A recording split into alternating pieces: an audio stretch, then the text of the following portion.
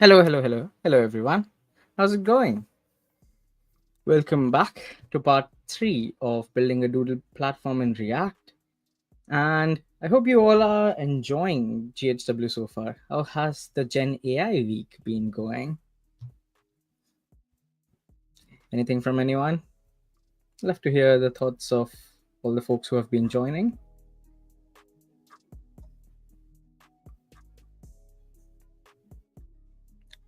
Some background music when I maybe zone out. Not zone out. Yesterday I blanked out for a second in between. I was like, I don't know what to say. But yeah, so in those awkward silences, the music will help. Anyways, yeah, how has GenAI week been so far? And if you are just joining, let me share the registration link again. Hopefully you all have registered. Registration is necessary. It is compulsory. Not compulsory, let's say, but it is important for us to know, for you to know which events you registered, for us to know which events you registered, for me to know how many people attended. It helps in all of those things. Anyways, so yeah, I hope you all have registered. If you're joining me for the very first time, if this is your first session today for this stream, then part 1 and part 2 are available on YouTube. You can watch them there. Let me share the link to the previous parts. in the chat. So there we go. That is part 1. And let me also do the part 2. There we go. That's part 2. So you can watch the previous 2 sessions, 2 hours each prox, on YouTube. And this is part 3. And if you are curious, what are we even talking about? What are we building? And if you're looking at this Doodle platform and you're like, I wonder what it looks like, fear not. Here we go. So this is what it looks like. So we have a Doodle canvas where we created this colors, like this is our canvas where we can draw shapes. We can choose different colors to draw. We can also choose a color which is not listed here and go into the custom color. And let's say definitely a color which is not listed here currently is, let's say, this pink color, right? So yeah, there we go. You can draw anything. You can also change the brush sizes. That is what we implemented towards the end of part 2. So if I go to a small size brush, you see the difference between that and a large size brush and an Excel size brush. Okay, so you can also choose the brush size. The canvas looks a bit small, so let's also change that. But otherwise, this is what we ended at part 2. The code of all of it is available on the GitHub. Seems like there were 2 forks and 1 star. Thank you so much, whoever starred. Appreciate you supporting this. Okay, the code is available on YouTube, not YouTube, on GitHub, and you can find everything that we have done divided into steps, because I thought this is something new that I'm trying, that I'm dividing things at a checkpoint kind of style, where you have, step 0, what happened, step 1, step 2, step 3, 4, 5. That ways, when I write the readme of it, even that would be very helpful, where I will, in the readme, I'll add like step 0. To do that, what you need to do is just install like Vite and get the one of the templates. Step 1 is when you set up the canvas. Step 2 is basic drawing functionality, where we added the canvas. We set up the canvas, we added the brush to actually draw something on the canvas. Step 3 is where we added the toolbar. So that ways I can write it down on the readme. So that ways it would be really helpful for someone who actually looks at the project and wants to develop along, and they won't get confused, let's say.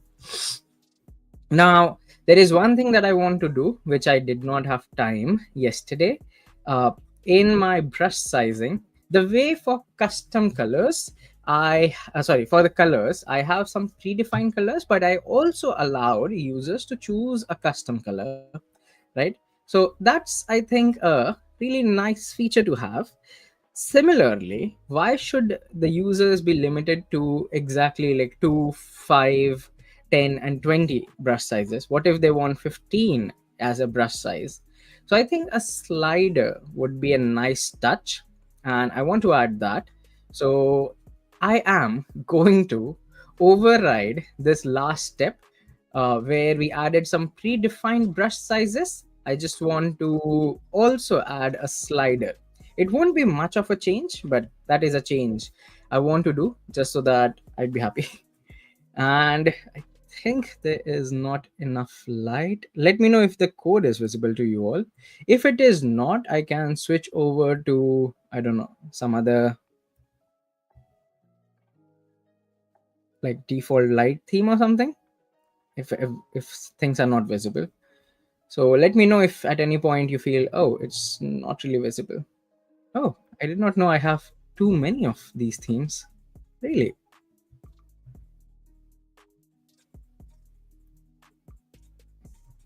Wow. I wonder when I install them. Oh, Dracula theme. I like it. Do you all?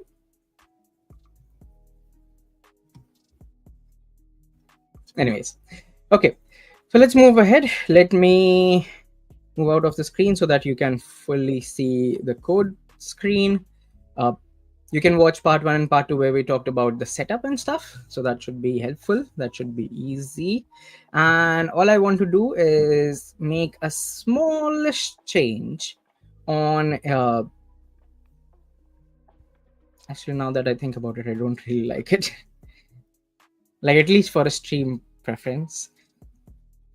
Maybe I will switch over to GitHub Dark Default, which is my currently defined one that I really use.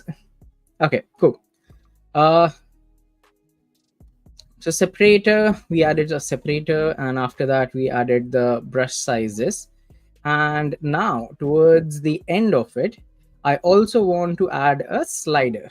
So where does this end?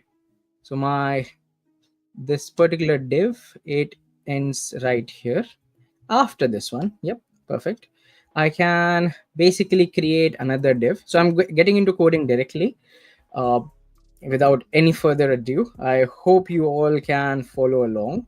As I said, the code is on GitHub, and I do not want to waste any time because I have only 2 more sessions left, this one and another one after this, uh, with 1 hour break in between. So this session will go for 2 hours, then we'll have 1 hour break, and then I'll have the last session for another 2 hours. And I really want to finish this up, so I'm just getting directly into coding. Apologies if you wanted to take it slow, or you wanted to get, like, if anyone wants to get a bit more idea, uh, please do watch the part one and part two, and that should help. Okay, so I need a div tag. Now in this div tag, I can just copy the styles that I had before, frankly. There we go. So that's my div. A new div has been created, and I need a input, which would be a type slider. But slider is not a type. The types are button, checkbox, color, date time, local, email, file, and there must be a range. Yes. So the range allows you to set a range kind of. The minimum would be 1, like the minimum brush size would be 1, and the maximum would be 20.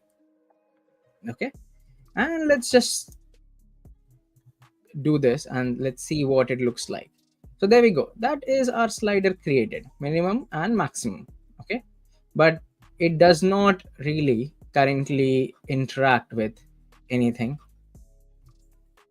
right? Even if I'm changing the brush size, it does not do anything, it does not say anything. So we should technically also, and also from this, it is not really understandable what is the current brush size. So we need to make some changes there. But let's complete our input. The value will be the brush size that we had created yesterday. And on change, so we actually saw this happening with our colors as well when we did input type color. We will take a event, and now e.target.value, that gives us the value of the uh, input. Okay, the exact value of the input. The only problem is on brush size change expects a number, and e.target.value, as we saw yesterday, is a string value. So we need to convert this to a number, and I only want integer numbers, so I'm going to change it to parse int. So no decimals, nothing. We will have integer numbers only. We can add a bit of a styling. As you may remember from yesterday, I was going for inline styling for the time being, and towards the end, when the time permits, we will actually change it to use module CSS. Okay, so I'll also show you module CSS, which might be helpful. Maybe it would be new for someone. So a span here where I am going to add some styling, and I'm going to say that the font size would be 12 pixels. So inside this span, I want to show what is the current brush size. Font weight, going through, like, As per our design system, all the text that we have written so far has been uh, bold. So let's see, we'll keep that flowing in a way. And what we want to show to the user is the brush size and in pixels, because well, technically it is in pixels, right?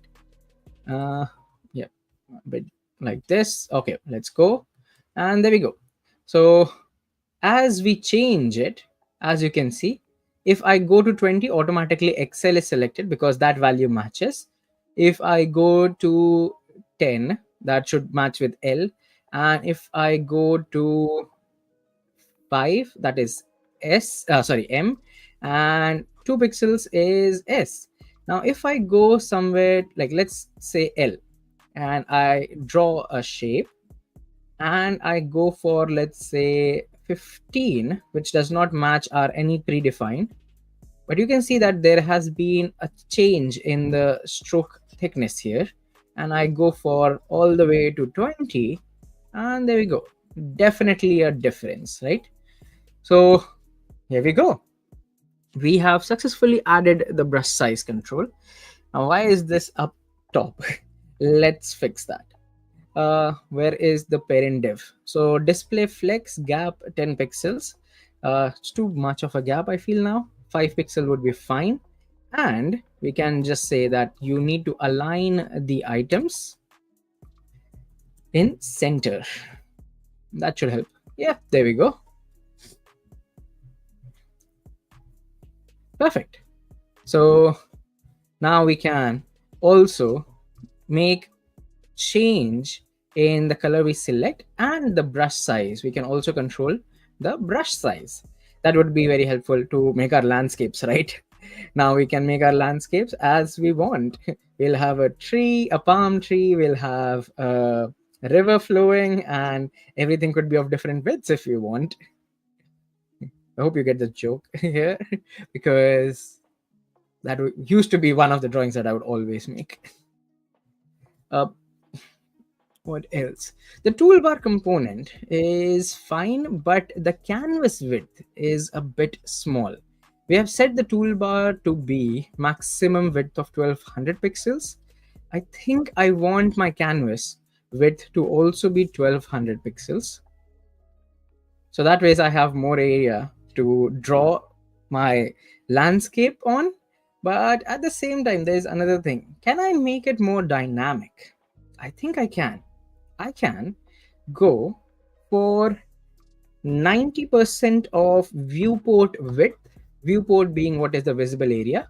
So 90% of that, and the height would be 80% of viewport height. And I think this is better, right? Don't you think? It's automatically better.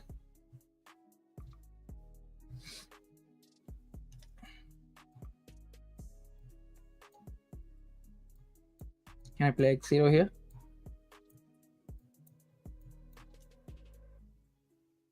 Yeah, I think this is good. Cool. So we have made our canvas dynamic a bit.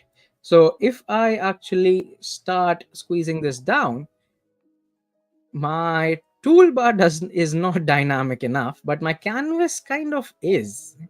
Okay. Let's also make the toolbar a bit more, not dynamic, but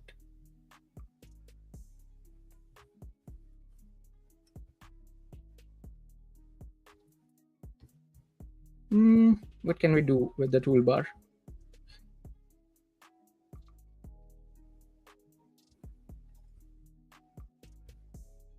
Can I make flex wrap?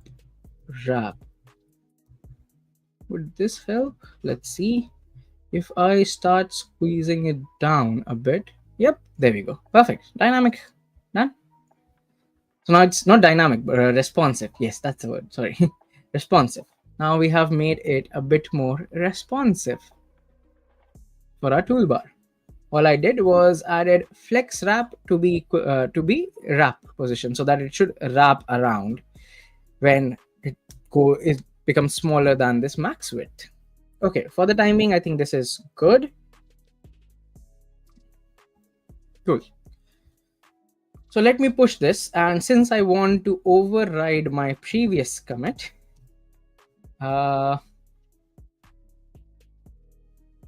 if you all have poked it, you should get the option to actually update the branch. But let's see, git add, and I want to override my previous commit, so I'm going to amend my previous commit, which is this. But I also want to make a change here.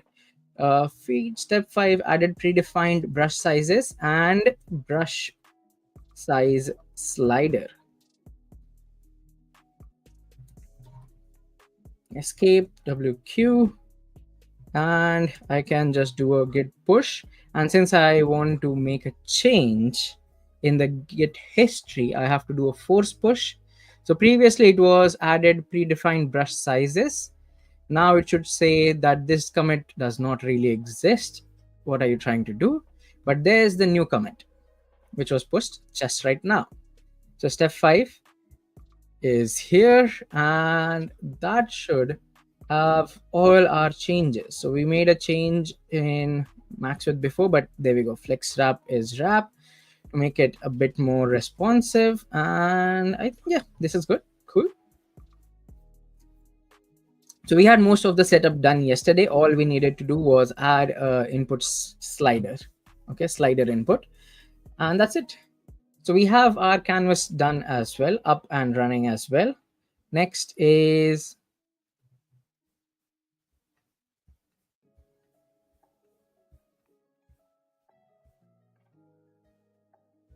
okay, perfect. Good. Okay, what next? So we have a custom color picker, we have brush sizes, but what we don't have right now for erasing, I have to always reload the window. Not ideal, right? Reloading the window every time you want to erase something is not ideal. So what would be ideal is an eraser, right? Right? So let's do that. Let's create a eraser component. So our eraser would allow us to basically erase anything on the screen.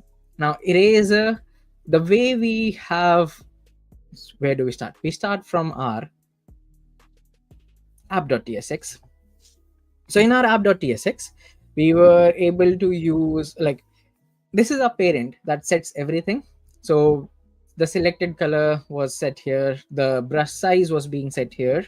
Similarly, we want to set if you are currently erasing or not erasing. So because we want to know if the user is in a state where they are erasing rather than drawing. Okay, so that is the first thing that we want to track. If the user is currently in an erasing mode, then we cannot draw. We have to chop off the pixels from the screen. We have to delete the pixels, the colored pixels from the screen. If the user is in drawing mode, then of course we have to color the pixels. Okay, we have to draw. I'm going to call it is erasing and set is erasing. And we'll use our favorite use state to keep a track of the state. Okay.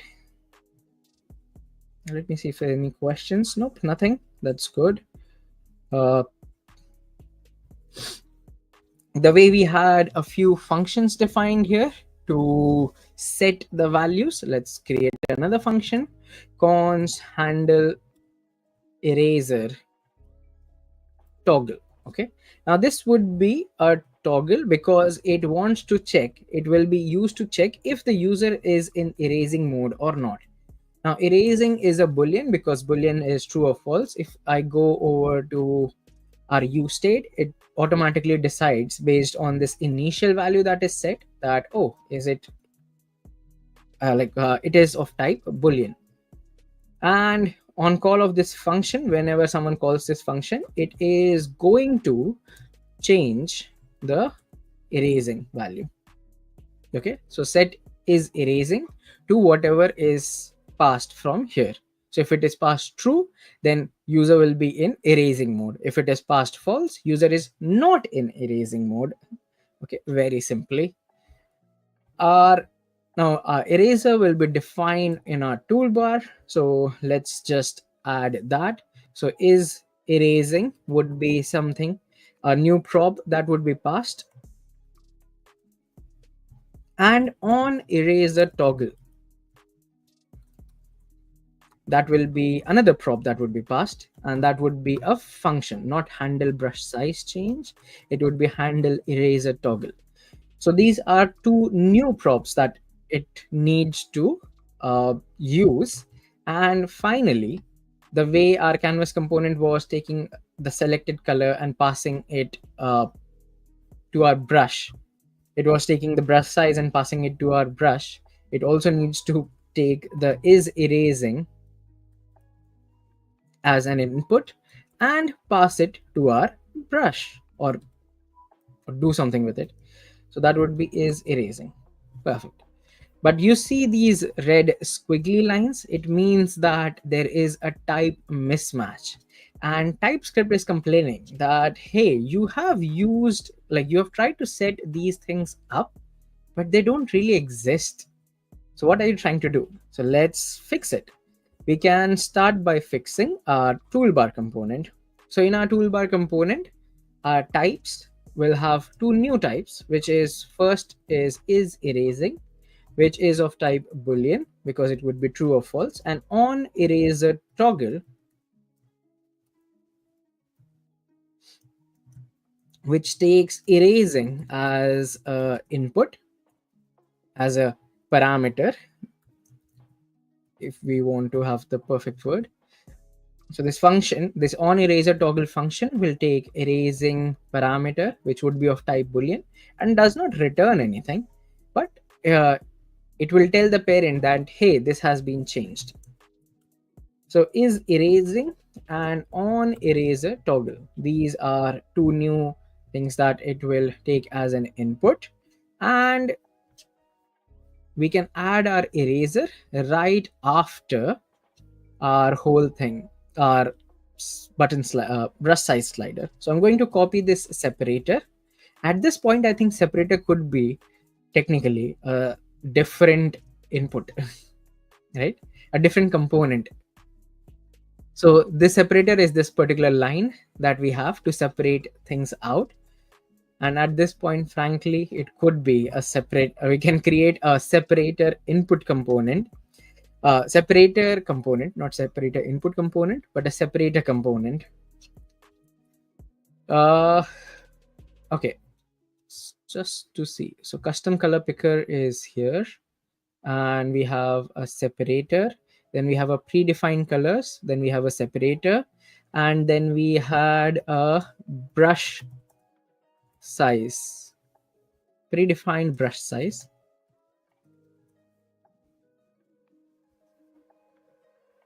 And then we also had a slider,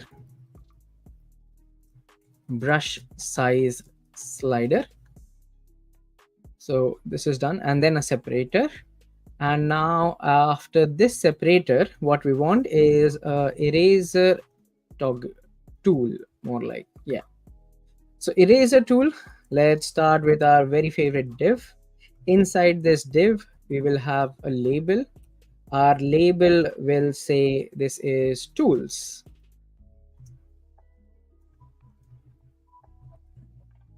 Okay. And we want a button.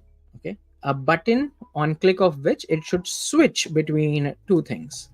So let's say a button where on clicking that button, what it should do is it should call the on eraser toggle, and it should change the value of is erasing. So is erasing is passed as a input prop. Initially, when it is passed, as we see in our use state, it is passed as false. But if someone clicks on the button, we want to change it from false to true. So there, that is why we are adding this not here, okay, this exclamation, to change it from false to true. We are toggling the state of the button. And in here, we can just say is erasing So if the is erasing is true, in that case, we want to, go to a brush, let's say. So I need emojis. Let's see. Can I get emojis here?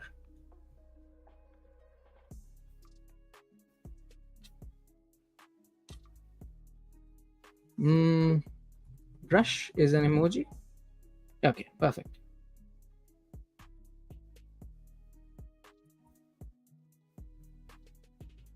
Okay, so there is a brush.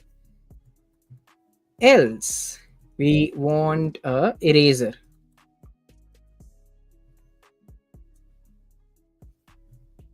Is eraser an emoji? Nope. You can go with sponge.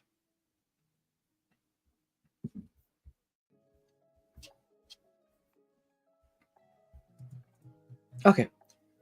So on click of this button, we toggle the state from one to other. Let's also add a title quickly so that it makes it much more understandable.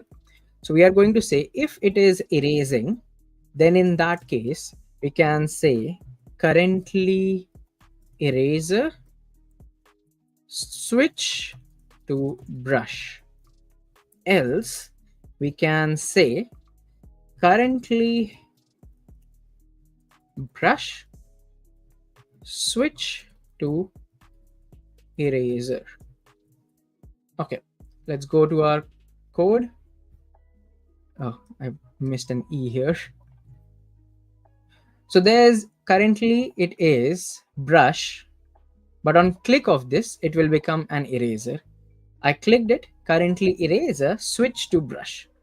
Currently brush, switch to eraser. So you get the idea? So now we are toggling the state between brush and eraser. When I click on it, it switches the state. A button looks a bit ugly. Let's fix that. But I hope that makes sense with respect to what is happening here. Okay, just a toggle. Okay, very simply a toggle, and we switch the state. Button needs to have some style here, so we can go for padding 10 pixel on top bottom, 15 pixels left and right. So button is a bit bigger.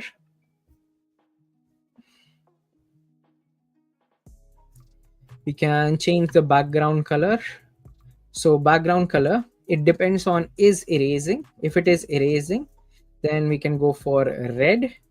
Else go for FFF. So white. Red is FF0000. This is too bright a red. So let me choose something which is more soothing to the eyes.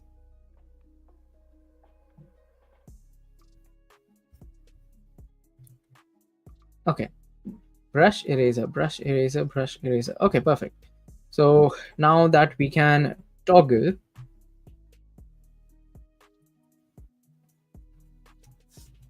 we can also change the color of the text depending on is erasing. So if it is erasing, go for white, else go for the gray that we have. So now if you go into brush mode, sorry, it is currently in eraser mode, switch to brush mode, and the text is white in color. Much better. You can also add a border, 2 pixels string, 2 pixels solid, and it can be the same color as this one.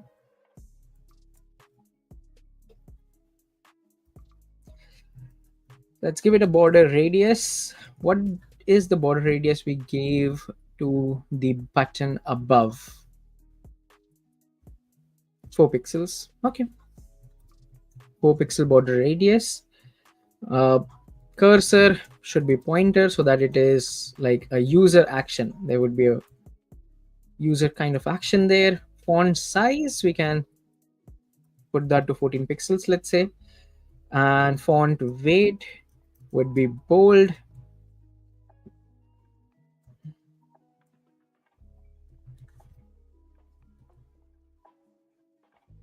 Okay, cool. And what else?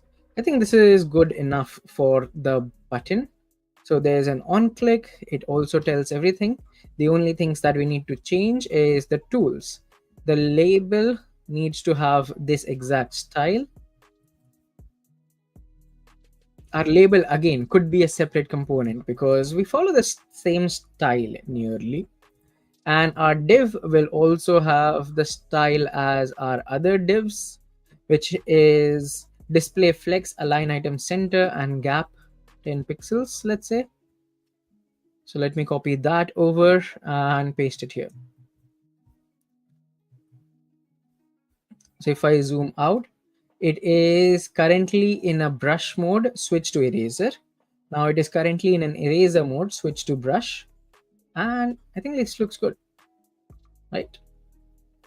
But even in like currently it is eraser mode, switch to brush, but it is still drawing. If you are in the other one, you're still drawing. So definitely we need to hook it up with something else, which is our canvas component. So this is our toolbar component. Our toolbar is completed. Our tools are perfectly aligned, I would say. App.tsx is fine, where it allows the switching. The canvas component, on the other hand, is like, what are you even passing? What prop is this? You did not tell me about it. So let's fix that. So in our canvas component, in our canvas props, we also need to allow it to accept is erasing, which is going to be boolean, and we will pass it here is erasing. Okay, so that's our prop passed. Now in our use effect, where we were doing this depending on the selected color change, brush size change, canvas context change, exactly here we will also need to pass if it is erasing. Okay, if it is erasing, then we need to do something. So if the canvas exists and the user is in erasing mode, then we need to delete things. And if the canvas exists and the user is in a brush mode, then we need to draw things. That's the difference. Okay, let's do that. So right here in our canvas context, we can just add if is erasing. If it is erasing, do something else. Do something else. Okay, now if it is erasing, then canvas context dot, there is something called as a global composite operation, and we want to set this to destination out. So wherever you use this, it needs to delete something. And we can also say that the stroke style here, so when you delete something, you want to end up with basically white there. Technically, like, I guess the color wouldn't matter, frankly, at this point. All we want is that the opacity should be set to no completely opaque. Completely opaque is black. You want zero opaqueness, which is blank or white. Yes, that's what we want to do here. Else we can basically say that when you are not in erasing mode, then the global composite operation is set to be source over. Okay, and the stroke style will depend on the selected color. The brush size should in both cases be like depend on whatever is the line width. Okay, so regardless of the if you're in erasing or not, so if you are, let's say, in erasing and your brush size is small, you are going to erase small parts. If you are in erasing, you are erasing and your brush size is 20, then you are going to take out big chunks of your drawing. So let's see that out. And also you can find more documentation about the destination out and global composite operation by going on to MDN. So let me share that.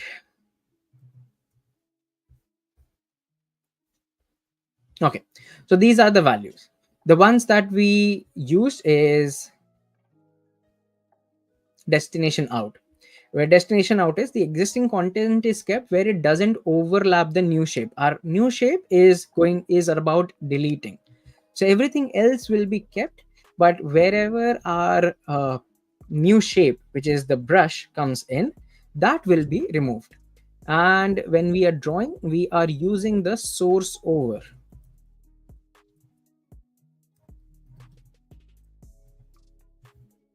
Default settings and draws new shapes on top of existing canvas content. Okay, cool. So now let's go into our brush mode, maximum size, and we draw something. Now let's go into an eraser mode, small size, and let's delete something. So as you can see, it starts deleting, but you can also switch the how much it needs to delete. Okay, the brush size, or let's say brush slash eraser size, that would make it much understandable. So now as you can see, we are technically deleting bigger chunks of our canvas. So anywhere this new thing goes in, okay, this brush goes in, wherever it goes, it is deleting those bits and pieces. But does the color matter? No, because we have technically set it to I would say a white. You can, let's say, go for 255 0 0. Okay, and now if you start deleting, let me just draw something and choose a brush size, and you start deleting, doesn't matter. Okay, technically this wouldn't matter, but it is more helpful to understand that what you're drawing on it is completely what's the word, what's the opposite of opaque? I need to google this. Opaque.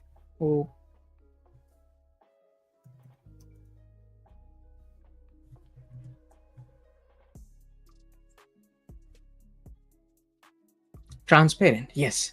Oof, transparent. So what we are doing is going to make that part of your drawing completely transparent. Okay, that's all we are doing here. If you don't set it up, okay, should still,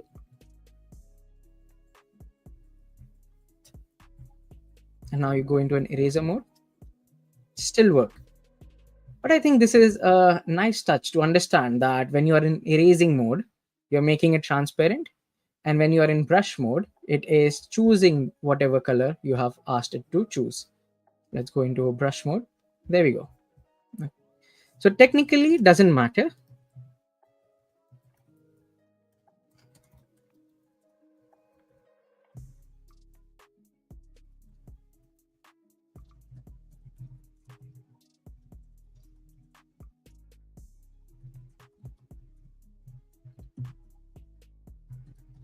Yeah, this is what I want to say.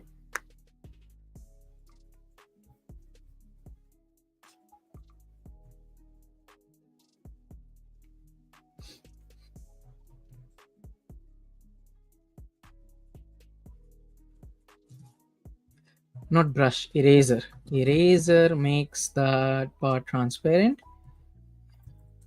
Brush draws in selected color. Okay, so that's it. A brush is also up and running. It is hooked up to our canvas. So now we can also switch over to a brush mode and start deleting stuff, or we can switch eraser mode. We switch over to eraser mode and start deleting stuff, or I think this is confusing, right? Let's switch this around.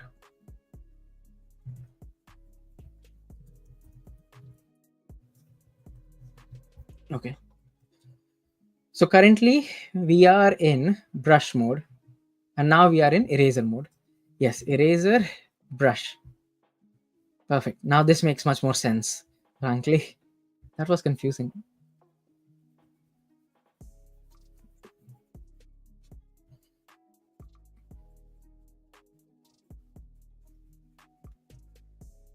Okay.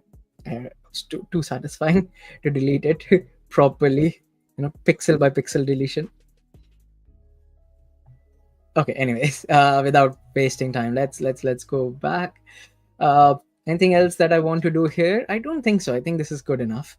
We have successfully set the brush, we have successfully added it to app.tsx, and we can actually delete stuff, and there are no new errors, hopefully. uh nope, there are no new errors here. uh okay, I guess this is good to go. Any questions so far? uh oh, there was this question, I think I answered that. uh,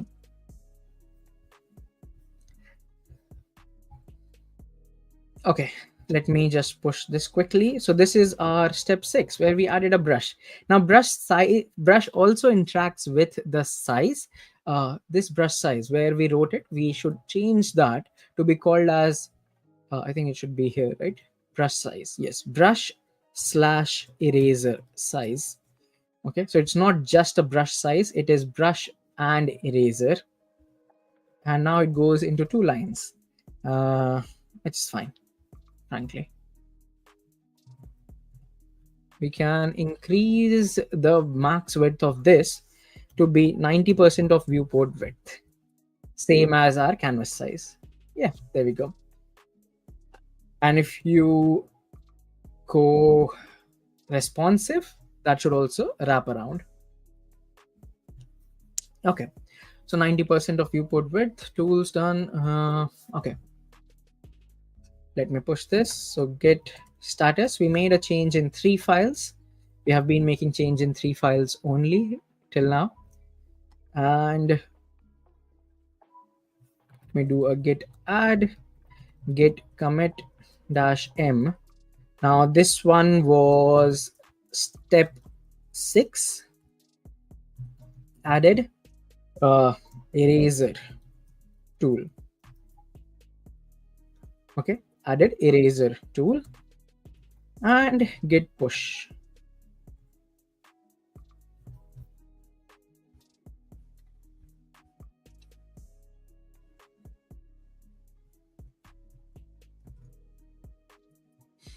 Okay, so that's our eraser tool done. There should be, yep, the latest commit. And let's go to the next bit. You can find all the latest code right here. What are the next bits? So from my perspective, the next bit should be clearing the canvas. Why? Because once you have drawn enough on the canvas, then you have to switch over to a brush and diligently remove everything. But what I want to do is I want a button that should clear the whole canvas together. Okay, so we need a clear canvas, we need a undo functionality. These are two things. Like, what if you accidentally cleared the canvas? You should also be able to undo that change, and we want to add those two things. Then we also want to add some predefined shapes. Okay, so a predefined shape, like let's say drawing a rectangle, drawing a circle, drawing uh, mm, mm, mm, a line. Yes, so some predefined shapes would also need to be added. And finally, I want to add a saving functionality, where whatever you have drawn, your masterpiece, should be able, like you should be able to save it. And then depending on the time, about this question, which is, can we make a paint bucket tool where we want to basically drop paint in a shape area and fill it with color. So depending on the time, we will add that. But predefined shape is necessary because it would make it easier to add it in a predefined shape. Okay, because right now that would be the most difficult one on a free flowing one. So depending on the time, we will actually make it. But if not, these are the basic ones that I really want to complete, because again, predefined shapes will help us make the paint bucket better. So let's go for the canvas, clear canvas. Now, clear canvas, even though it sounds like, oh, you could just add a clear, there is no clear option. What there is actually a clear rectangle. Okay, so clear is not a thing in canvas that you can just call the clear function or clear method or something, and that will clear everything. Nope. You need to call this clear rectangle, which you will pass the reference to your canvas, that hey, this is my canvas, it starts from here, it ends here, and I want you to delete everything in that. Okay, so let's go with our clear canvas functionality.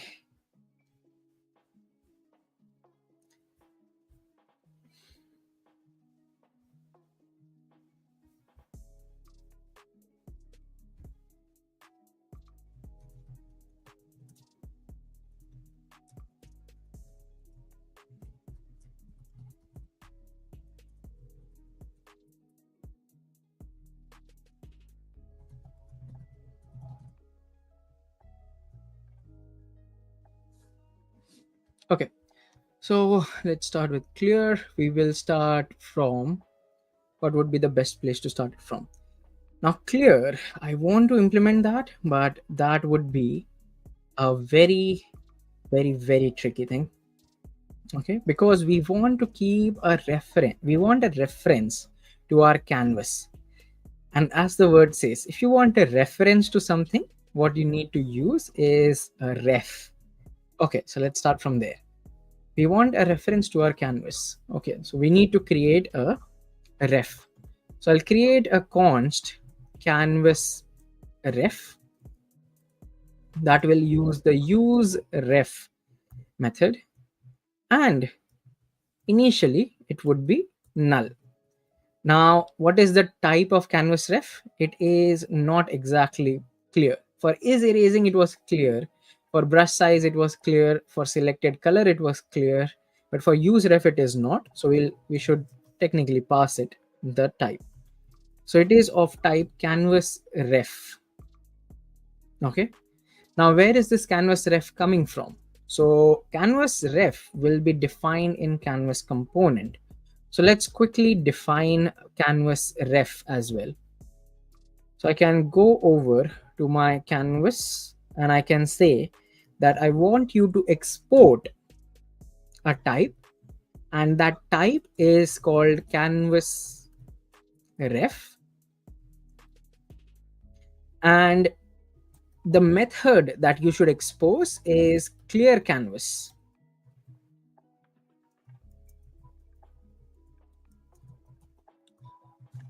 Okay, so we are exporting this type canvas ref, which has a single method inside it, which is clear, for clearing the canvas. And now let's import it here. So that export keyword, that helps us to export something from one file over to the other, and it is imported here as type canvas ref because, well, my IDE recognized that, oh, you are trying to import something as a type, not as a value. Now, to understand what is going to happen here, we have a parent, which is app.tsx, which has the reference to the canvas, but this canvas reference is exported from the child, which is canvas component. The parent is this app, okay, because that is the one that has everything inside it, okay, nested inside app.tsx. So that is why app.tsx is the parent, and canvas component is a child to this app.tsx. But the ref is going to be exported from child to parent. But if you remember from my day one, I don't know which video was it, uh, either part one or part two, we were talking about how in React data flows down from parent to child, okay, and events, example click event or something like that, flows up from child to parent. Like, we clicked on a button, we told our parent by callback that, hey, there was this thing that happened, okay. So similarly, we want to pass from our child a reference to the canvas to our parent. So we will use forward ref. Okay. So forward ref will be wrapping our whole canvas, and we are going to use a method called as use imperative handle, which you can read more about in React documentation.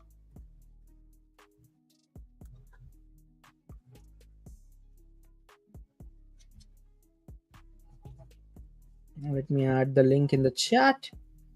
Okay, there we go. So use imperative handle. So use imperative handle will allow inside the child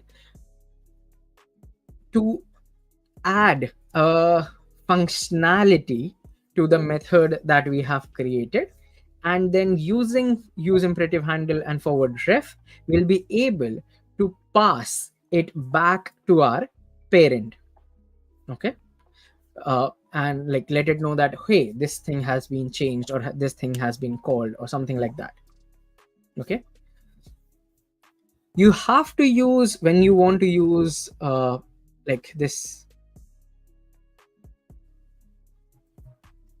child to parent, uh, definitely you had to use at some point this forward ref. But apparently now it seems to be in React 19 that it is no longer necessary, and you can pass a ref as a prop instead. Okay, so we can technically try it out with forward ref and without forward ref.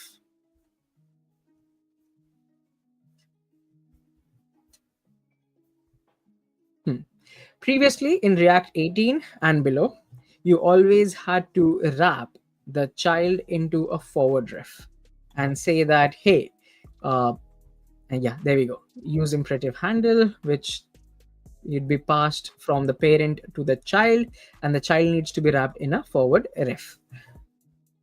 And that seems to be no longer the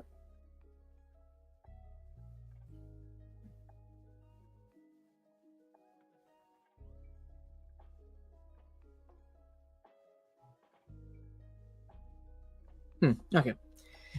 This is a good documentation, right? It tells you what you should do and what you shouldn't. But anyways, let's go back. So canvas ref, let's try with forward ref, and then we'll try without forward ref, because we are using React 19 as far as I remember. Yep, 19.1.0. So we should try it without forward ref as well. And if that works out, well and good. Okay. Where do we want to start? So canvas ref, we want to start from this point. Now we want to pass this to our canvas, right? Canvas component. It should accept a ref, and that ref would be canvas ref. But currently canvas component will complain like, what are you trying to do? I don't have access to this. We'll fix it. Also, when this is called, as always, we are going to create a function. So we can call it const handle clear canvas. So this will be called, and we will say that if canvas ref dot current. So if currently you have access to this canvas, then what you want to do is just call the clear canvas method that will be exposed from there. Now handle clear canvas. This method, this function, I would say, should be passed to our toolbar, because our toolbar will have the button, right? So we'll tell our toolbar that, hey, you have access to this function whenever someone presses a button of clear the canvas. You need to call this handle clear canvas, which will call the clear canvas method, which is actually going to be written inside the canvas component. Okay, so toolbar takes care of the button, app is the parent to everything, and canvas is where the actual functionality would be written. So let's start with the easy one at this point, which is the toolbar component, because we know that we are able to write toolbar component simply by just copying a bunch of things that we have done before. So in here we will have a new type, which is on clear canvas. Does not do anything here because everything would be passed just to the parent. But what we need is in after eraser tool.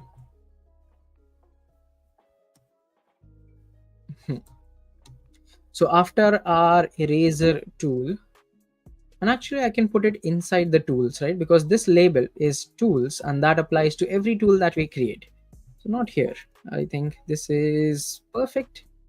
We just add it here, not eraser tool. Let's say eraser slash clear canvas tool. And here we can have a clear canvas button. Okay. And this is my eraser slash brush switch button. Okay, so clear canvas button. You need a button here. We can just say button, and let me just copy this style first.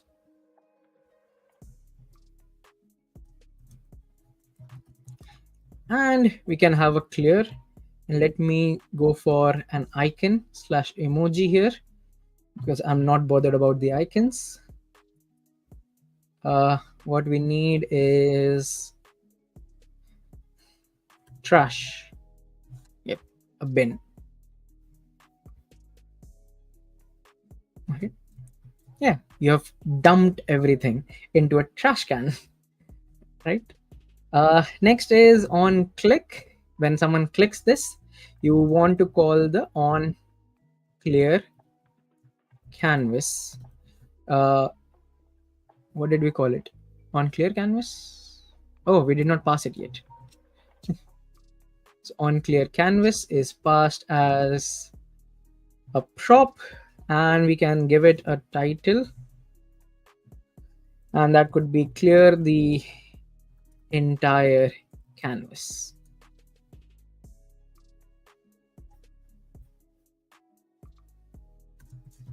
Clear canvas. Let's go. So there we go. That's the clear canvas. There is no toggle, there is no change or anything. All we are doing is simply copying the style that we had. Okay, so brush is a toggle. This is a problem, right? Why are they both switching? Oh, because it depends on is erasing right now. Nope, it does not.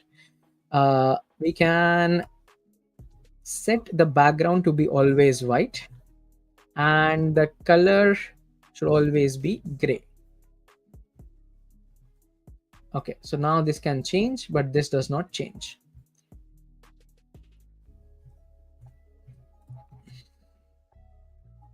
And that's it. That's it for our toolbar component. So our toolbar component is created, and we can also just console log to see if this is being called right now.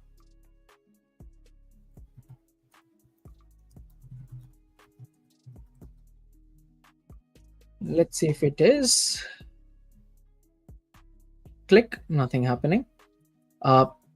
Still pending a lot of things, because this depends on if canvas ref dot current. But is it currently there? No. Outside of the if canvas ref, it is called. Okay, so this function is called, but currently the canvas ref dot current does not hold a value. It is null. We are not changing it yet. We haven't changed it or updated it yet, because that is pending with canvas component. So let's go to canvas component to actually fix it. Okay, so for our canvas component, what we want to do is, let me think. We want to add a method here, technically. What was the syntax for forward ref? While it is deprecated, let me check. So forward ref, you need to pass in a function and a ref. Okay, so I can do that. So forward ref, I want to wrap all of this into a forward ref. So let's do that. So forward ref, and let me add one bracket here saying that this whole thing is currently wrapped in a function, but at the same time, we also want to actually pass in a ref. So I think we can do that here. What's the problem? It is currently,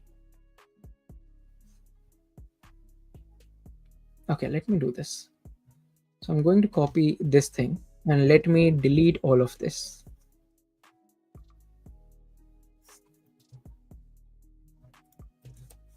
Okay, so this is perfect. So forward ref is taking in two things. Now we can update them.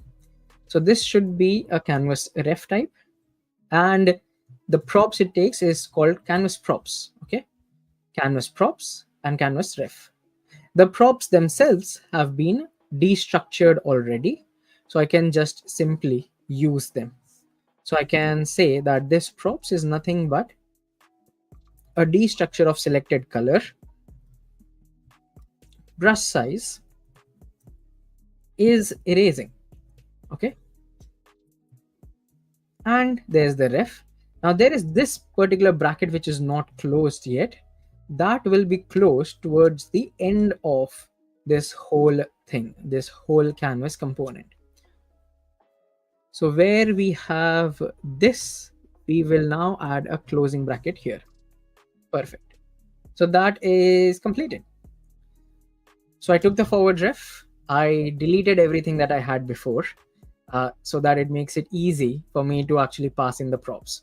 So the props and the ref, these are two things passed. We have defined it that it has two things in its type. One is the canvas ref and the other one is the canvas props. We have destructured all the props, and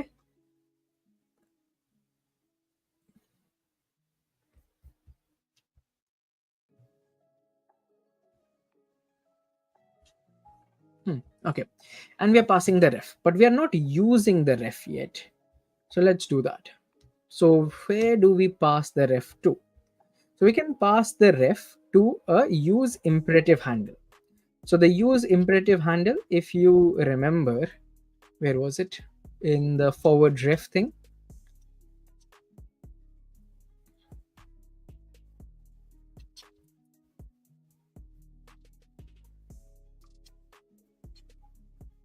There was a use imperative handle here somewhere right now.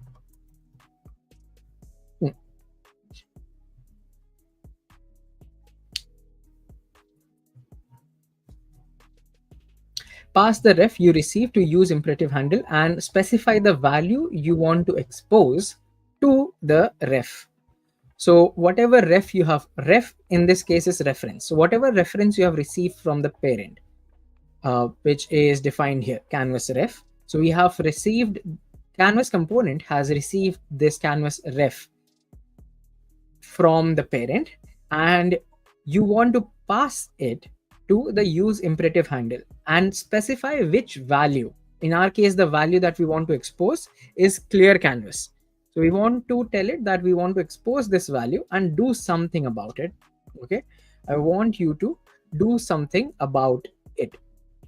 So let's go all the way down here, and we can say use imperative handle. Call that.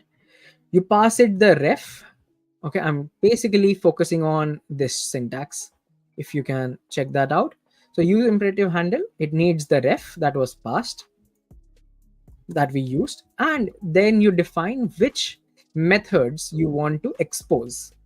So in our case, the method that we want to expose is for clearing the canvas.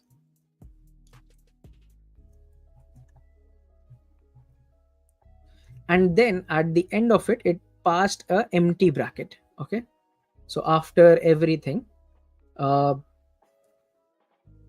right here, it is passing an empty dependency array. Okay, empty dependency array means that it is only going to run once. But in our case, actually, let's see, will it only run once? I don't think so. Let's call the clear canvas function. And what we want to do. So step one, we check if the canvas context exists. Canvas context is our version of checking if the canvas exists or not. Okay, it's our use state. And the canvas ref dot current.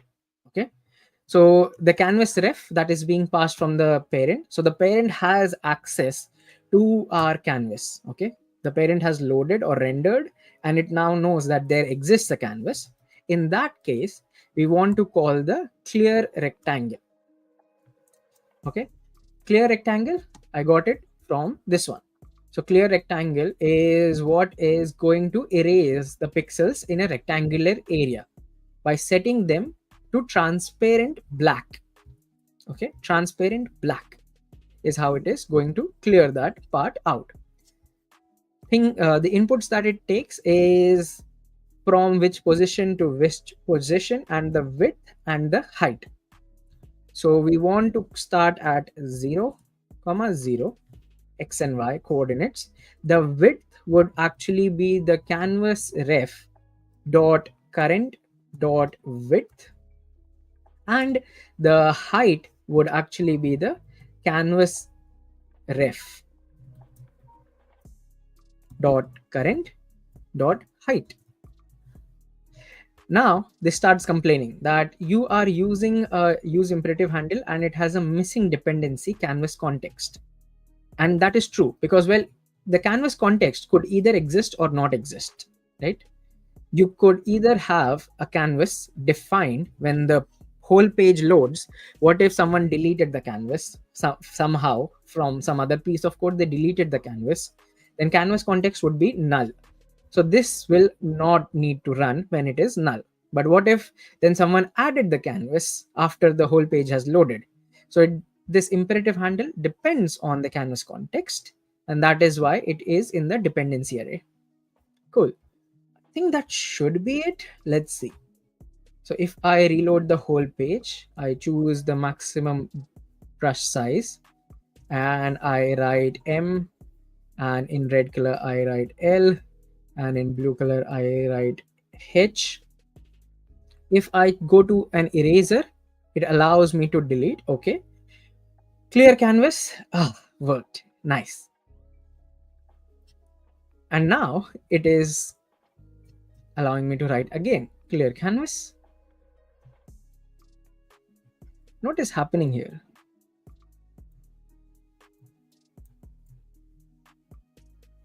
Okay, perfect. Clear canvas. Okay, nice, that works. So our forward ref with clear canvas works. Now, looking at the React 19 documentation, it says that you don't really need it. Is no longer necessary. Pass ref as a prop instead. So let's try that. So this thing works. Should I just commit it? So git add, git commit. This was step, I've forgotten which step it was, 7. added clear canvas.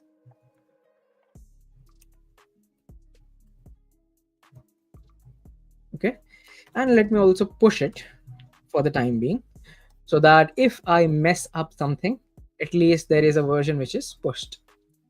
567. Okay, perfect. And now let's, as per the documentation, I'm going to literally look at the documentation for it. Okay, and what about the use imperative handle? It takes ref as a prop, create handle, and dependency. So these are the three things that it takes. And we can directly pass ref as a prop and use it here. Okay, cool. Hmm.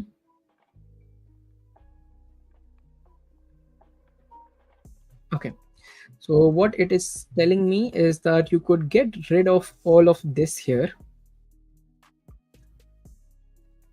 take ref and pass it as a prop, and you don't need this comma.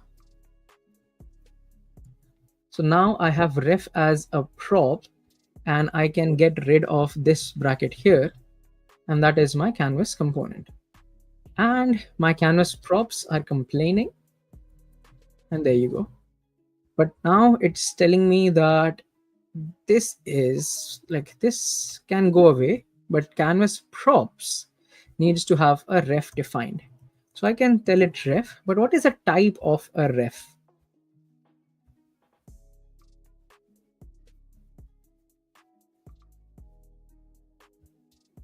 Okay, let me set it to any for the time being, that it is anything, could be anything. And let's see if it still works. So I draw with this, I choose eraser, and I can erase parts, and I click on clear canvas. Oh, works, nice. So ref is available as a prop. We don't need forward ref anymore. Okay, that was interesting and useful. Now what should be the type of this ref? So canvas ref, it is a ref object, which is canvas ref or null. So let's do that. There we go. That's done. The error is gone. So it is a ref object, which is of type canvas ref, which is defined here, or it could be null. I think we should keep the export one above this import one, so that it makes it easy to understand that, oh, this canvas ref comes from this one. Okay, that is quick, I would say. Hope that made sense what we did. All we did was followed the documentation. The canvas ref document, the ref on the use imperative handle documentation says that from React 19, ref is available as a prop. Okay, previously it wasn't. So now that it is available as a prop, we did exactly that. We passed it as a prop. Okay, canvas ref is passed as a prop. Everything else remains the same. Why as a prop? Because the parent has defined it. Okay, and that follows to this canvas component. Canvas component receives it as a prop, declares it as a prop, and there it is using it.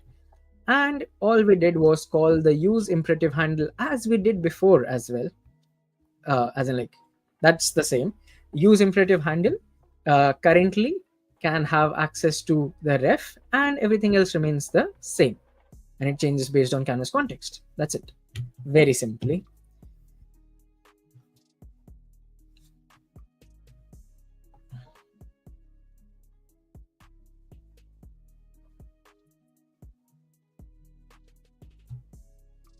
This needs to be updated because this is no longer true. Oh, because this was updated in version 16.8.0 and they have not updated it since. Okay, cool. So now I'll have to update my previous commit.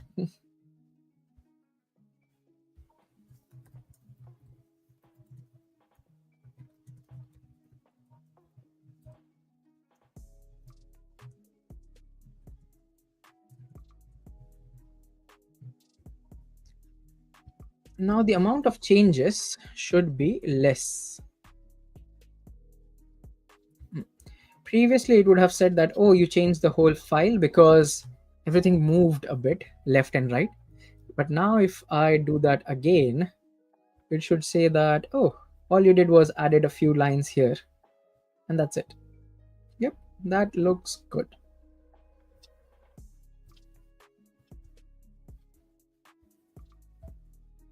Okay.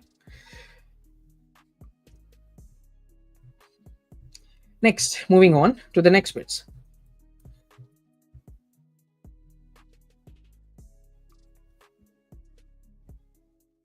What's next? So now that we have been able to clear the canvas, what if you accidentally clear the canvas?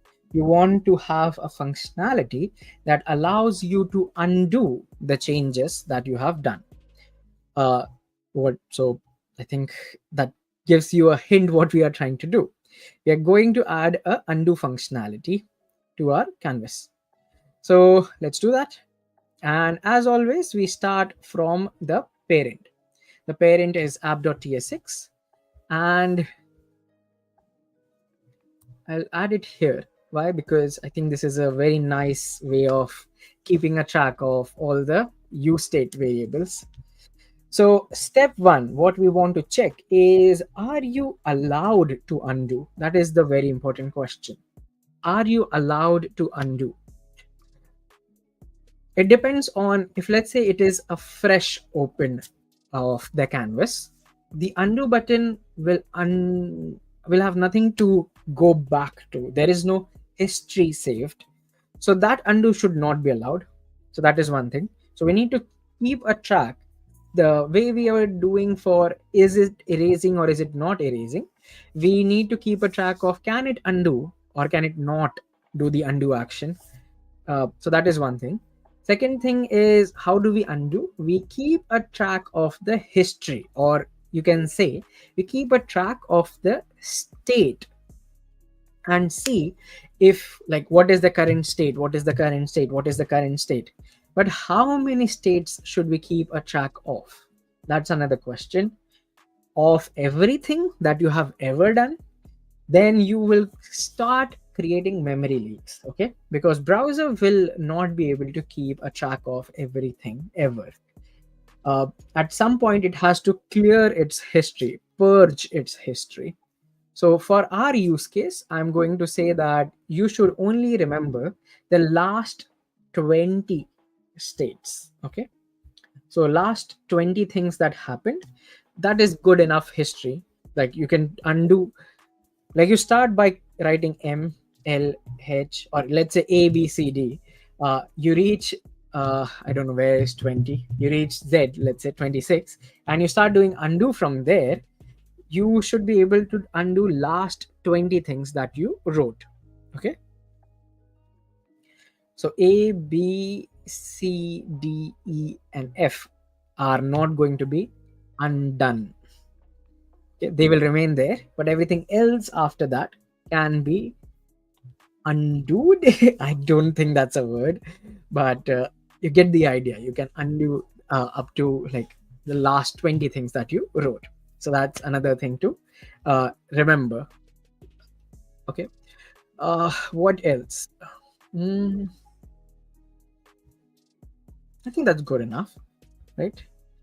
Now, this is going to be a bit tricky, but let's do our best to actually write it down. Okay, let's start from our app.tsx and start with the easy parts, which is, can it undo state, and set can undo state. So can it undo, and let's set a state variable to keep a track, and use state, and initially false. Okay, on the first render, on the first open, what you want to do is say that you are not allowed to undo, because this is the very first load of the page. So that is why I'm setting it to false initially. Next, we want to create, as always, a function. const uh, handle update undo state, which is a function. And what should it do? Now we have a reference to our canvas.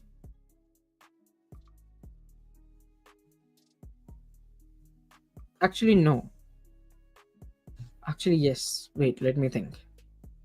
We need two functions technically. The first is handle update undo state, where we will call it once you get access to a can. Okay, so we can create a function. The way we created a method clear canvas, we'll also create another method. So let's try. So canvas ref dot current.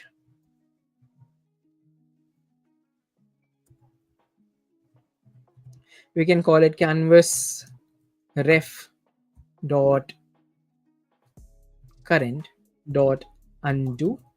So this is still pending to be added, and we can set can undo state to depend on canvas ref dot current dot can undo. Okay, this is also pending.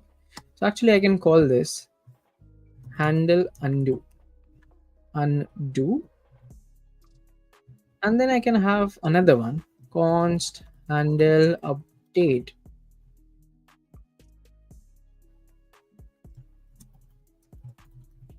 undo state.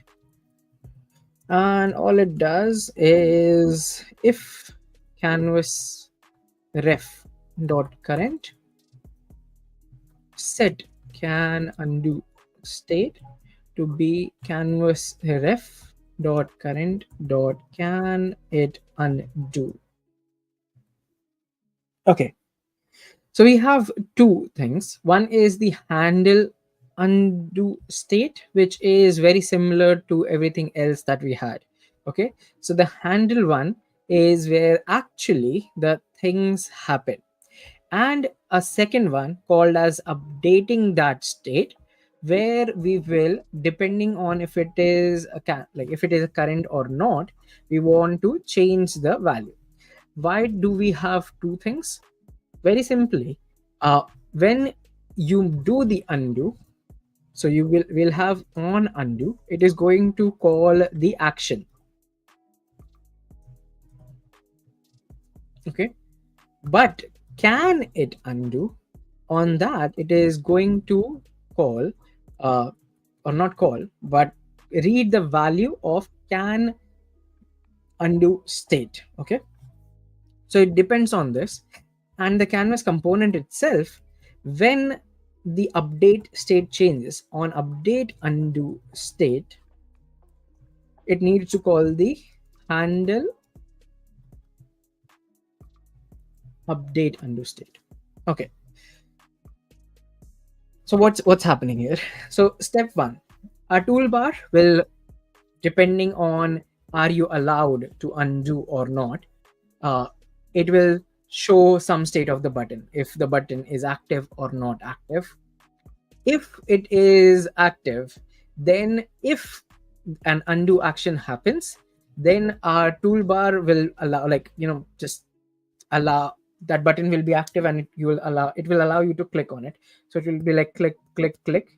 But since we only want to manage it for the last 20 states, at some point it will be like, okay, 20 states are completed, you are no longer allowed to click that button.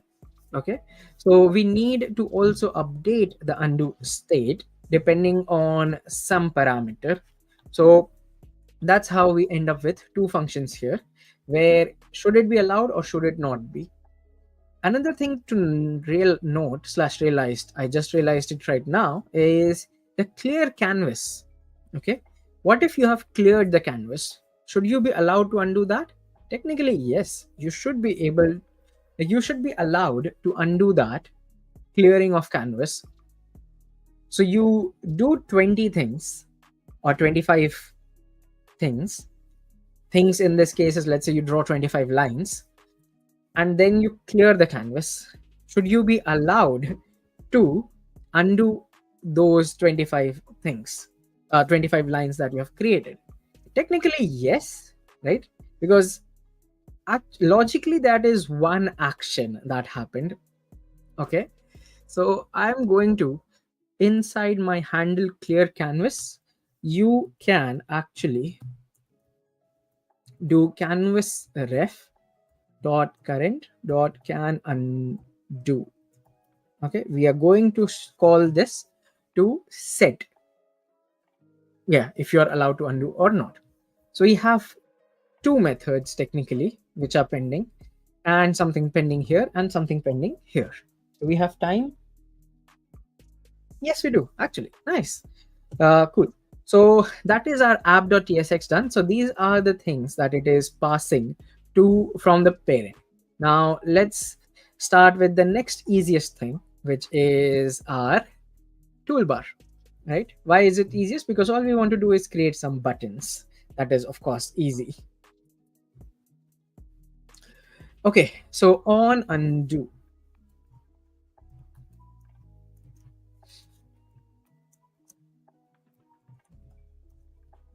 And can it undo? That would be a boolean. Can undo on undo.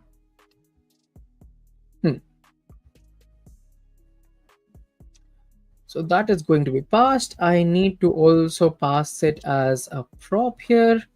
So on undo and can undo. One is a variable, another is a function. Okay, so once you got all of that, now let's just, in our tools, right after this button, I'm going to add a undo button.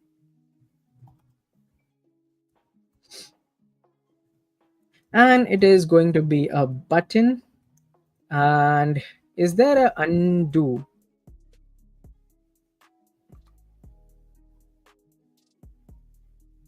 Emoji? I don't know. Undo. Oh, there is. Nice.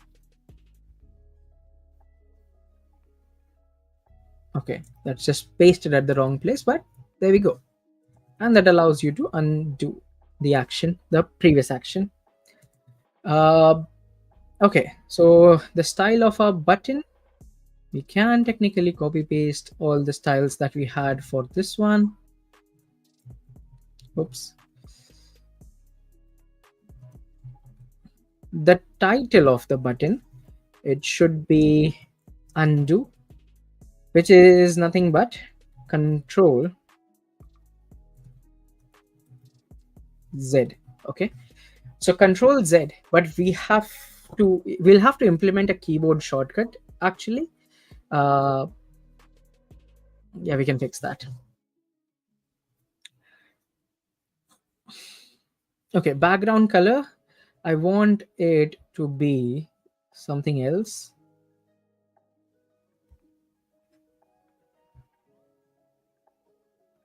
Okay, and the border will be similar color, but let's say a darker shade. Okay, the color of the text on that one should be white. And now we can say that on click of this, what you want to do is, depending on, like, not depending, you'll call this function. Okay, and this button should be disabled. When should it be disabled? Depending on the can undo. So can undo is a boolean variable. So yeah, it will actually depend on, if it is false, okay, then it should be disabled. If can undo, if you're not allowed to undo an action, the button, so what will this translate to?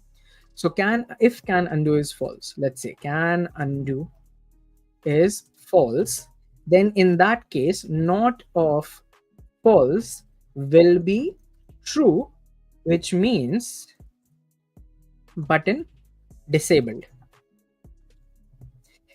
And when you are if can undo is true, that you are allowed to undo, then in that case it would be not of true, which will be false, which means button will be enabled.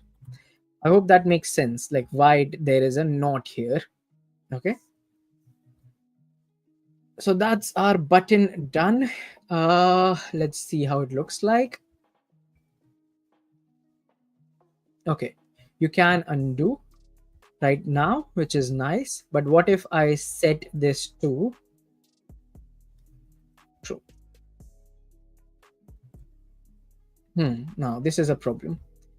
Does not make any change in the visual of uh, what happens.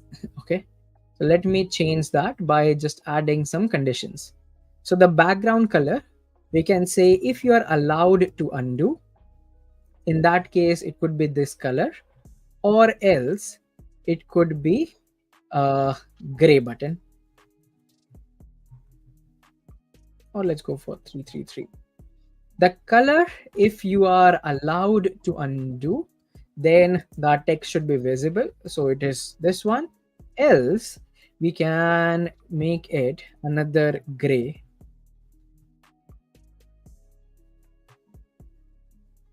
I think this should be visible. And the cursor itself, we can say that if you can undo, then it is pointer, else there is a cursor called as not allowed. Okay, so now if you see, there's a difference here. Can undo, not allowed. But if you can, if this state is true, what I'm saying here is that you can actually undo, then it is blue and it is a pointer. uh, by default false. There we go, you're not allowed to undo an action. And make this background a bit lighter, and undo action button to be okay. Undo is not allowed. And the border color can also actually depend on it. So let me add backticks here. Okay, because we want to do an action, so we can just say, or actually I can do it here, right?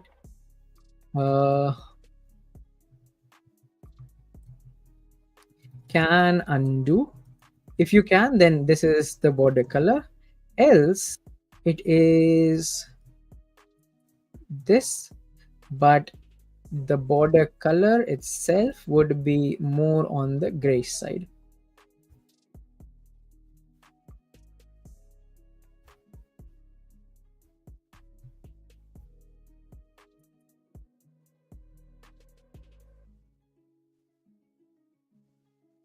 Where can I take this color exactly?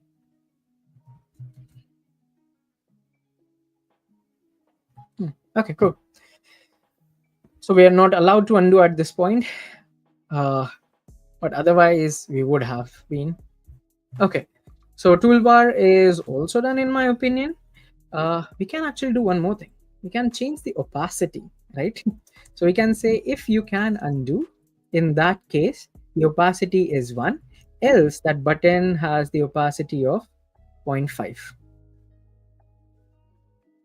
Okay, so now that button is actually less visible.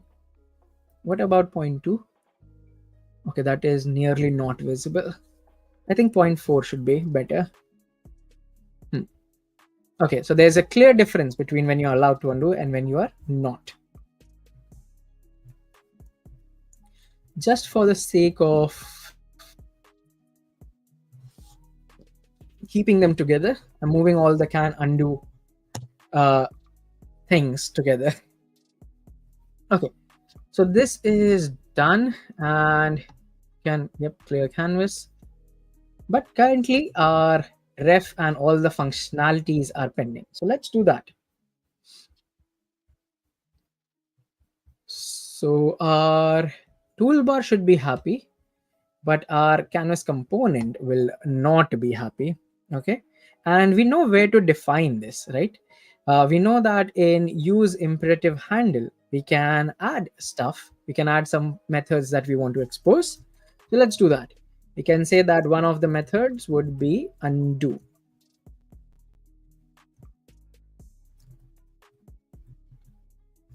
And another method would be can undo.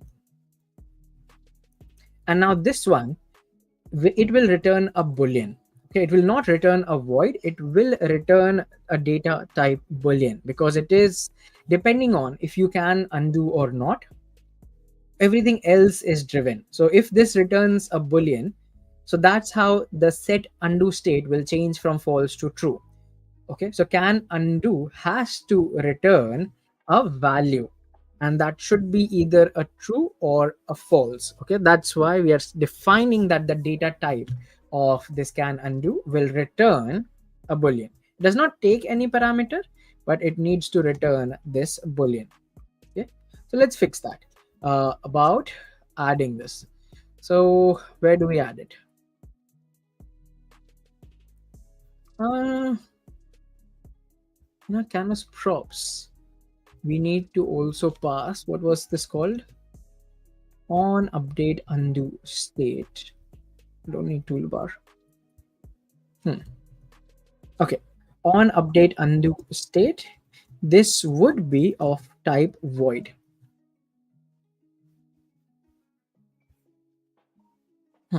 Okay, so not type void, this would return nothing. Okay, so this is done, and now we can take this and pass it right here after is erasing. I like to keep the ref last. I would prefer to keep the ref last. uh, no particular reason, by the way, just because that's the only reason I have. Okay, now in this case, we need to maintain the history. So let me create a history state and set history state, and that would be nothing but a use state. And now our use state, till now we have seen that our use state actually has been a single value, but you can technically pass in an object. So I want this history, this use state, to have two things. One is it needs to maintain an array of all the changes that could be done, and also at which point you are in your array. Okay, so we will need some index to keep a track of that. So I'm going to say that the current index is -1. So a history state is this, which, and it says it is of type never, and current index is number, because it doesn't understand what should be in here. Okay, so it does not know what is the type of this array. So we can define that. Okay, let's define that out. So we'll say that our use state has two variables to keep track of. One is history, which is actually a string array, and a current index,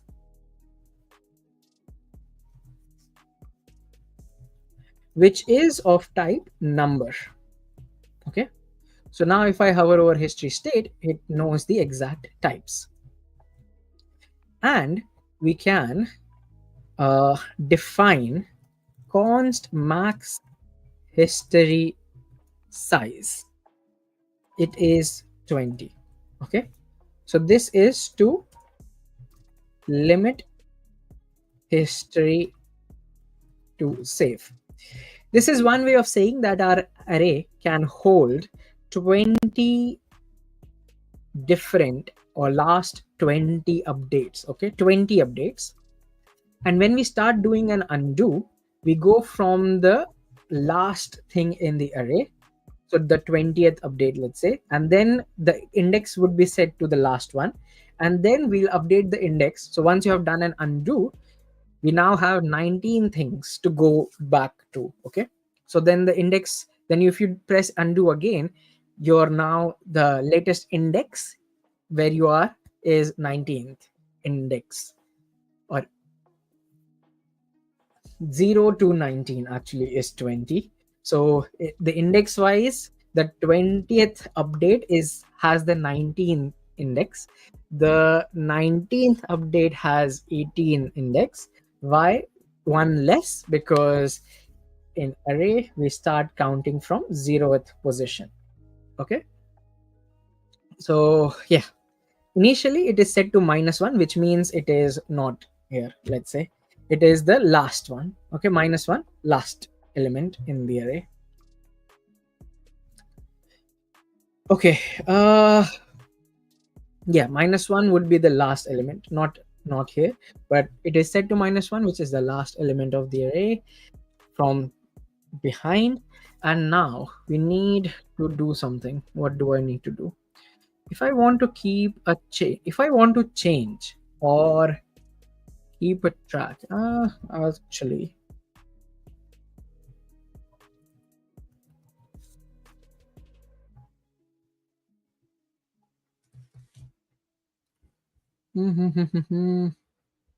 okay, I need a use effect. Yes, definitely a use effect will help me. So why do I need a use effect? Very simply because it needs to re-render or change if something changes in the canvas. Okay, if the canvas changes in some way, shape, or form, then we need to save it. Yeah, we need to update the history and do a bunch of stuff. We need to check if you are allowed to undo or not after this point. So let me do that. So use effect, if you have canvas context, and canvas ref dot current, thanks to our parent uh, to actually send this down. We can technically do a set timeout. Okay, when do we want to save? We can save once the user has completed the change. So we can say that after every 0 seconds we want to change to what are we going to save. So canvas actually gives us a very nice thing called as to data URL. Okay, we can read more about it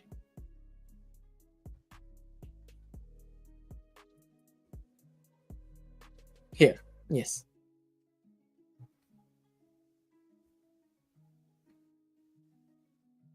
Hmm. So to data URL returns a data URL containing a representation of the image specified by the type parameter. So this is the one that keeps a track of the image. Okay, now in our case, notice that, like, by default I think it goes to image png. It does say that you should not use it often for larger images because this may have performance issues. Use the to blob instead. In our case it is not going to cause any performance issue, frankly, because it's not going to be a very big image. But here we go. This is what happens. It takes, like, on the canvas you have drawn something, it will convert it to a data URL image png, and it would be a base64 encoded version of our image. Okay, we are going to call it directly without any type specified.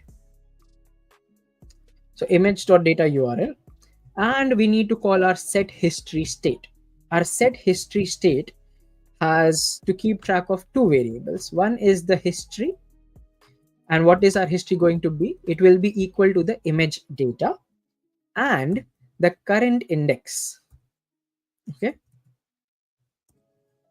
would be 0. That this is our most current index. And also I want to call this set timeout after every 0 seconds. Now what is the difference? What is every 0 seconds versus just calling it directly? So this goes back to what happened to image data.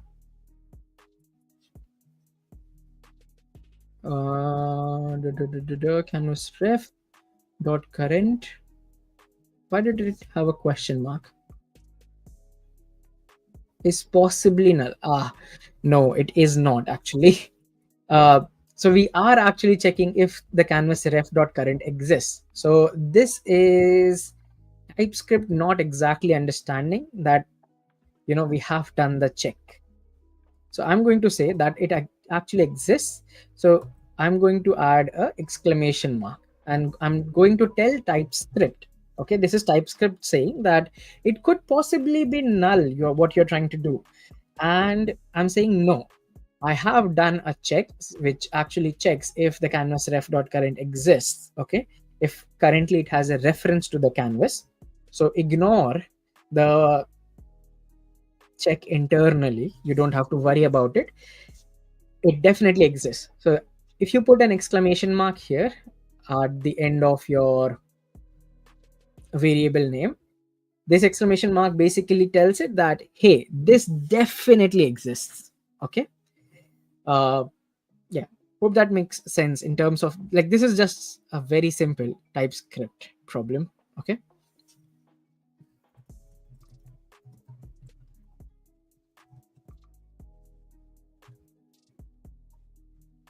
Oh, I missed a question.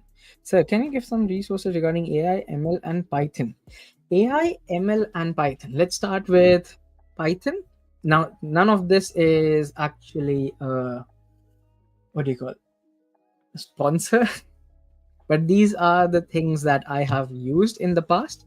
So my favorite go-to for Python would be Corey Schaefer videos on YouTube, really available, and automate the boring stuff with Python, a book which is again freely available on their website. Let me actually share the link.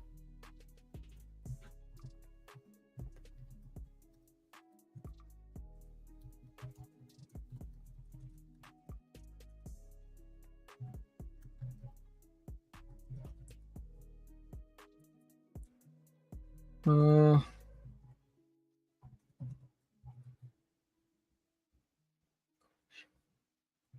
yep, there we go.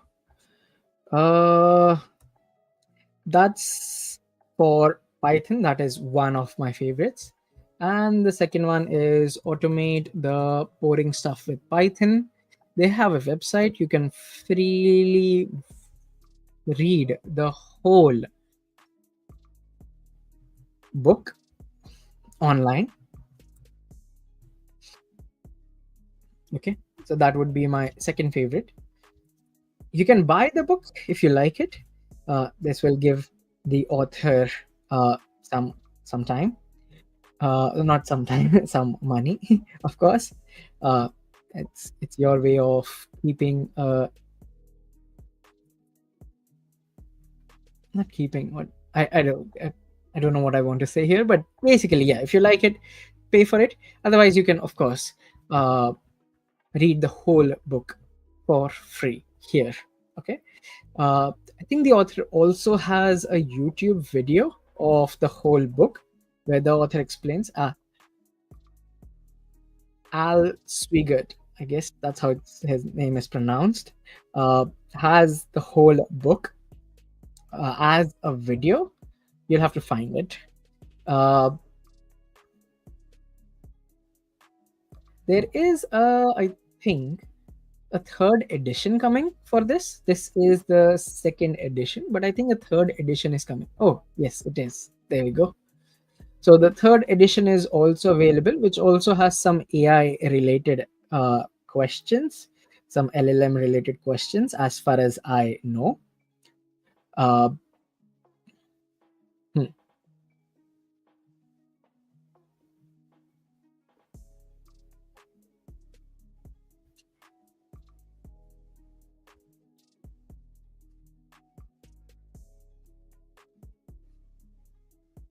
hmm, okay, cool. And the next one is about AI and ML. Now, this is going to be interesting. I remember there was something.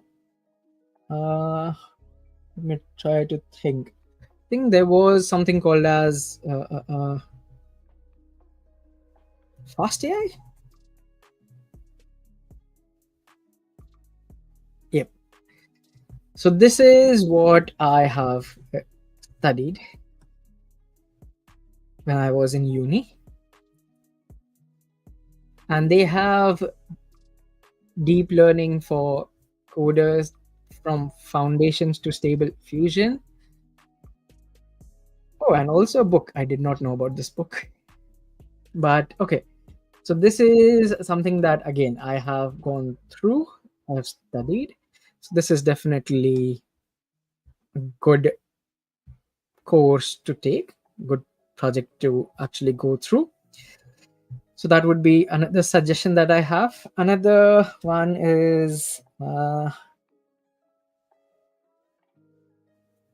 newer one. If you want to go through the newer one, I think Microsoft GitHub LLM.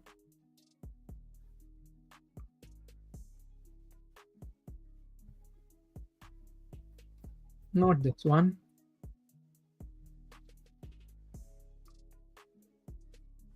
Uh, GenAI. Ah, there we go. So this, I think, has a list of other courses that they have. There we go. And I guess this is another nice one to go through slash take a look. Okay. So this talks about like the Gen AI course, of course, but there's also ML for beginners, data science for beginners, AI for beginners, and yeah, you can take a look at their projects, their lessons, goes through introduction, history, a bunch of projects, building a web app, nice, web app to use your trained model in Python, and most of them are in Python. You can also find a PDF of curriculum. I did not know this one as well. But other than that, this is another good course to go through.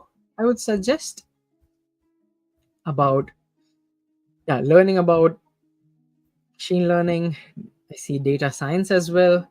And I've not completed, but I started doing the Gen AI course. I think I did like first five and then just got busy. Five, not six. I did not start building the chat application. I did not complete building the chat application, but I did the up until the sixth lesson. Okay. And they have a video as well, so you can use that. But otherwise, I just read everything. I prefer reading over the video uh, for this course. I'm not saying you have to, but I preferred for this course the reading over the videos. So that would be again a good thing to go through. Hopefully that helps. Let me know if anyone has any questions.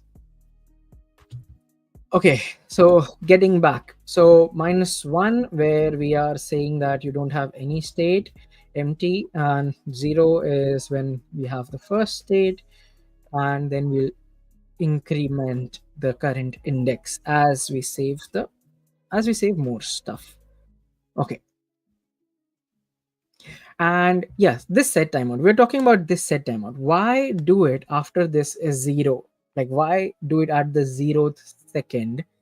Why not just do it directly?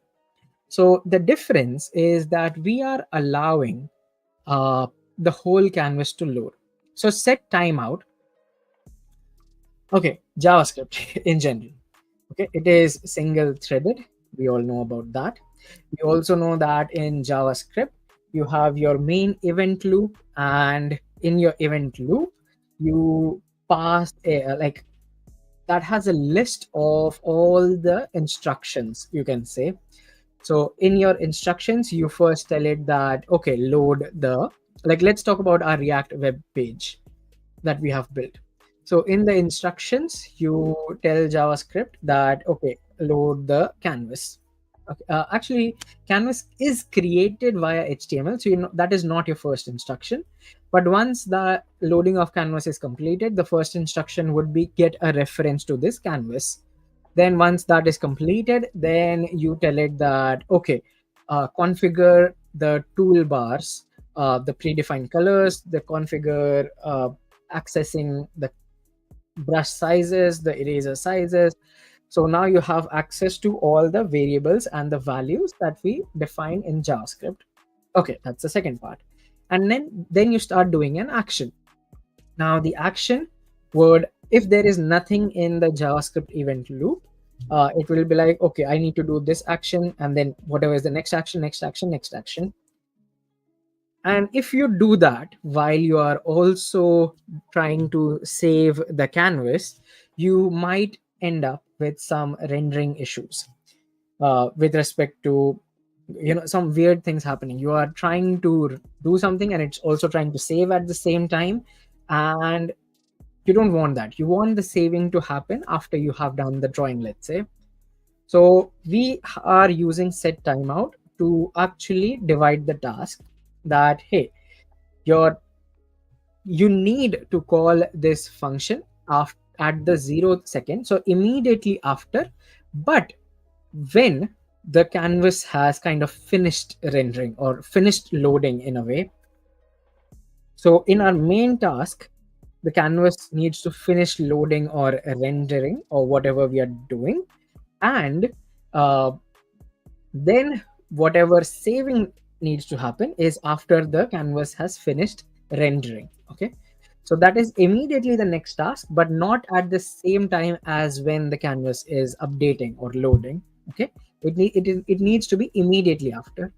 So by using a set timeout, we have technically delayed that saving of state. Now we can also improve this to say that we save autosave every 5 seconds, so 5,000 milliseconds. So we autosave every 5 seconds. We can also do that. In our case, I'm going to say that we autosave every time the canvas finishes rendering. Okay, very simply. Okay, so that is our set timeout. And while this works, we will end up with a leak, with a memory leak.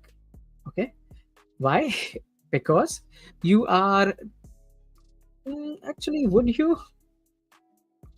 So it will not cause a memory leak, frankly. Uh, like you could leave it this way, but you could also do a cleanup. The cleanup is a good thing to do. So we can assign it to a timer, and we can say that, but we'll have to go outside. Yes, this is why I would want to avoid it. So we can say return timer dot clear. We'll have to do a let timer, and then timer updates, and timer is of type node.js dot interval, I think.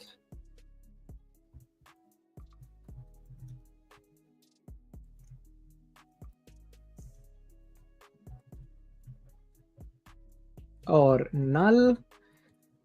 Node.js is not defined because it cannot find it in the namespace.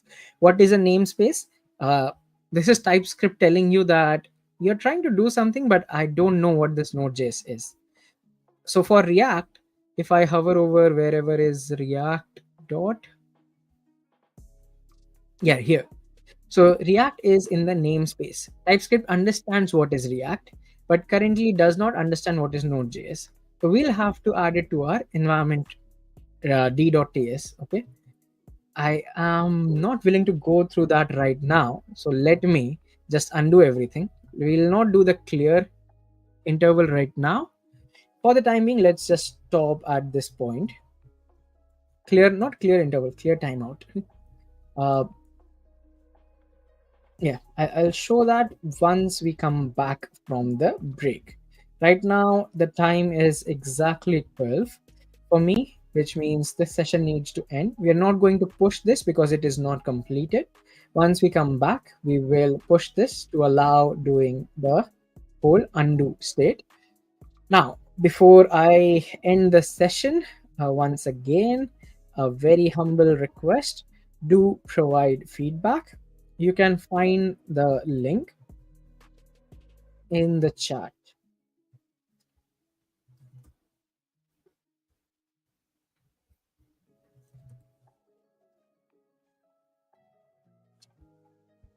Okay, so this one is Doodle platform part 3. Okay, so do provide a feedback. I'm not going to provide one to myself. uh I mean, feedback to myself. I think one is less number of stars, 10 is max number of stars. So yeah, provide a feedback stating what you liked, what you didn't like, anything that I could do to improve, and that's it. Thank you so much, everyone. We will be back in an hour where we continue building this and complete it. So I think we should be able to. We are on the right track to finish it off.